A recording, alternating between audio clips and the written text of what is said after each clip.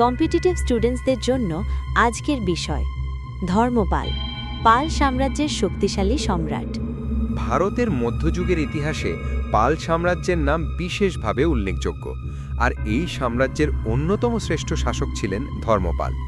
তিনি প্রায় 770 থেকে 810 খ্রিস্টাব্দ পর্যন্ত শাসন করেছিলেন এবং পূর্ব ভারতে শক্তিশালী সম্রাট হিসেবে পরিচিতি লাভ করেন। ধর্মপাল ছিলেন পাল বংশের প্রতিষ্ঠাতা গোপালের পুত্র। গোপাল বাংলার রাজনৈতিক অস্থিরতার সময় জনগণের দ্বারা নির্বাচিত হয়ে রাজা হন এবং পাল সাম্রাজ্যের ভিত্তি স্থাপন করেন। সেই ভিত্তির উপর দাঁড়িয়ে ধর্মপাল সাম্রাজ্যকে আরও শক্তিশালী ও বিস্তৃত করেন।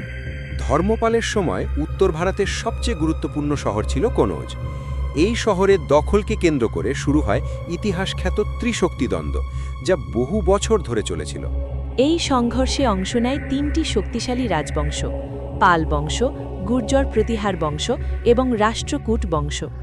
ধর্মপাল এই সংঘর্ষে গুরুত্বপূর্ণ ভূমিকা পালন করেন এবং উত্তর ভারতের বহু রাজ্য তার কর্তৃত্ব স্বীকার করে। এই কারণেই ধর্মপাল লাভ করেন বিখ্যাত উপাধি উত্তরাপথস্বামীন, যার অর্থ উত্তর ভারতের অধিপতি। তবে ধর্মপাল শুধু একজন শক্তিশালী যোদ্ধা রাজা ছিলেন না, তিনি ছিলেন জ্ঞান ও শিক্ষার মহান পৃষ্ঠপোষক। তিনি বৌদ্ধ ধর্মের অনুসারী ছিলেন এবং বহু শিক্ষা প্রতিষ্ঠান প্রতিষ্ঠা করেন। তার প্রতিষ্ঠিত সবচেয়ে বিখ্যাত শিক্ষাকেন্দ্র ছিল বিক্রমশীল মহাবিহার। এটি বর্তমান বিহারের ভাগলপুর অঞ্চলে গঙ্গার তীরে অবস্থিত ছিল এবং তখনকার সময়ে এটি ছিল বিশ্বের অন্যতম বড় শিক্ষাকেন্দ্র। এছাড়াও ধর্মপাল প্রতিষ্ঠা করেন সোমপুরী মহাবিহার, যা বর্তমানে বাংলাদেশের পাহাড়পুরে অবস্থিত। আজ এটি ইউনেস্কো ঘোষিত বিশ্ব ঐতিহ্যবাহী স্থান হিসেবে পরিচিত। আরও একটি গুরুত্বপূর্ণ শিক্ষাকেন্দ্র ছিল ঔদন্তপুরী মহাবিহার।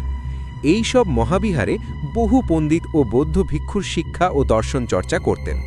এই সব পণ্ডিতদের মধ্যে অন্যতম ছিলেন দীপঙ্কর শ্রীজ্ঞান, যিনি পরে তিব্বতে বৌদ্ধ ধর্ম প্রচারে গুরুত্বপূর্ণ ভূমিকা পালন করেন।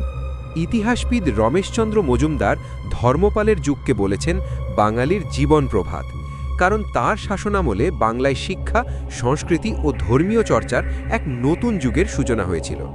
এইভাবেই ধর্মপাল ভারতীয় ইতিহাসে একজন শক্তিশালী সম্রাট এবং শিক্ষা সংস্কৃতির মহান পৃষ্ঠপোষক হিসেবে চিরস্মরণীয় হয়ে আছে। আজকের প্রশ্ন: ১. ধর্মপালের পিতার নাম কী ছিল? ২. ধর্মপাল কোন বংশের শাসক ছিলেন? কম্পিটিটিভ ও স্কুল স্টুডেন্টসদের জন্য এমন ভিডিও পেতে এখনই সাবস্ক্রাইব বা ফলো করে রাখুন।